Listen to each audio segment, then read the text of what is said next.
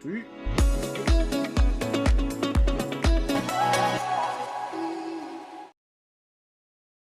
그럼 이제부터 집에서 내가 진짜 손목 터널 증후군이 있는지 확인하는 방법에 대해서 말씀을 드려보도록 할게요. 검사는 총 4가지를 할 거예요. 일단은 가장 간단한 거, 목에 문제가 있다고 생각이 들면 목의 부하를 줄여주는 방식을 써봅니다. 간단하게 손을 올려서 손머리 이렇게 하고 있을 때 내 손목의 통증이 감소가 된다, 이런 분들이 계시면 목에 문제가 있다고 보시는 게 조금 더 타당하겠죠. 왜냐하면 목이 눌린 부하를 내가 손모를 하면서 신경이 가까워지기도 하고 얘네들의 부하가 줄어들기도 하니까요.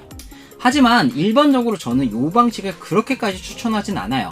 왜냐면 우리가 생활하면서 아픈 거다 보니까 직접적으로 수축을 하거나 아니면 압박을 했을 때 통증이 유발하는 게 조금 더 타당하다고 보기 때문에, 그런 의심이 드는 분이 있으면 어떻게든 목을 견인을 시켜 보신다든지 아니면 척추뼈를 하나씩 밀면서 테스트해 보는 게 가장 좋긴 한데, 그 방법은 너무 어려우니까 이번엔 패스를 하고요. 자, 요렇게 간단하게 보는 방법이 우선 하나 있습니다. 목에 문제인지 보는 방법. 그리고 가장 일반적인 방법이 있죠. 바로 팔렌 테스트인데요. 팔렌 테스트는 정말 쉬워요. 그냥 손을 이렇게 두고요, 이렇게 놓습니다. 그리고 쭉. 그럼 이 수근관, 손목 터널이 굉장히 큰 압박을 느끼게 돼요. 이 상태로 1분간 계시는데 만약에 증상이 발현이 되거나, 물론 1분까지 안 기다리셔도 돼요. 내가 통증이 생기면 바로 중단하시면 됩니다. 이때 통증은 내가 평상시에 가지고 있는 통증이나 아니면 요렇게, 왜냐면 정중신경이 지배하는 영역이 요렇게 되거든요. 피부를 지배하는 영역이요.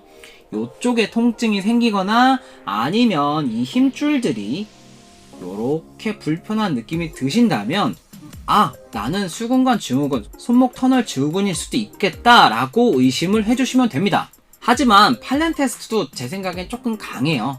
너무 강하기 때문에 저 같은 경우에는 역팔렌 테스트를 더 추천을 드리는데요. 역팔렌 테스트는 말 그대로 리버스 팔렌 테스트니까 반대로 해주시면 돼요. 얘를 놓고 쭉 압박을 1분간 하시면 됩니다.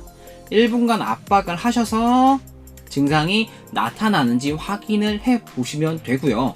항상 이거를 이제 특수검사 스페셜 테스트라고 하는데, 스페셜 테스트들은 완벽하지가 않아요. 내가 병원에 가서 근전도 검사를 하거나 아니면 의사 선생님 진료를 보시는 게 가장 정확하기 때문에 몇 가지 테스트를 같이 해주시는 걸 저는 더 추천을 드립니다. 그 중에 하나가 바로 이 티넬 사인, 티넬 검사인데요. 티넬 검사는 아주 쉬워요.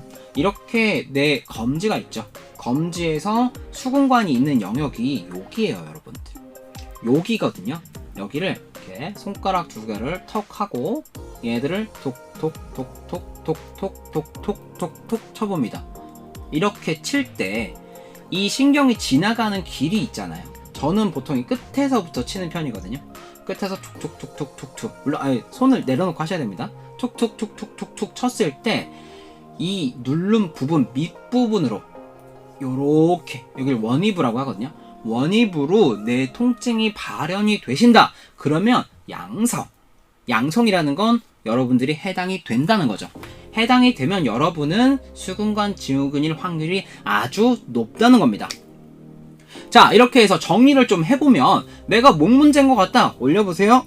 아, 좀 괜찮아지네? 손목이 좀 괜찮아지네? 그럼 목 문제라고 생각을 할 수가 있는 거고, 아니다, 나는 손목 문제가 확실해, 여기가 너무 아프거든, 그러면 제일 먼저 해볼 수 있는 건 팔렌 테스트인데, 저는 압박이 너무 좀 세다고 생각을 하기 때문에 막 추천하진 않습니다. 저는 이렇게 역팔렌 테스트를 더 추천을 드리고, 이때 내가 아무 증상 발현이 없다, 그때 팔렌 테스트를 해주시는 걸 더 추천을 드려요. 그리고 티넬 사인, 티넬 검사는 검지에서부터 수근관인 이 부분을 이렇게 손가락을 갈고리 모양 살짝 통통통통통통통 요렇게 해주시면 되는데, 티넬 사인 할 때 생각보다 좀 툭툭툭툭툭 강하게 치셔야 됩니다. 너무 꽁꽁꽁꽁 하시면 증상 발현이 안 되실 수도 있어요. 물론 그렇다고 해서 너무 세게 쳐가지고 다치게는 하지 마시고요.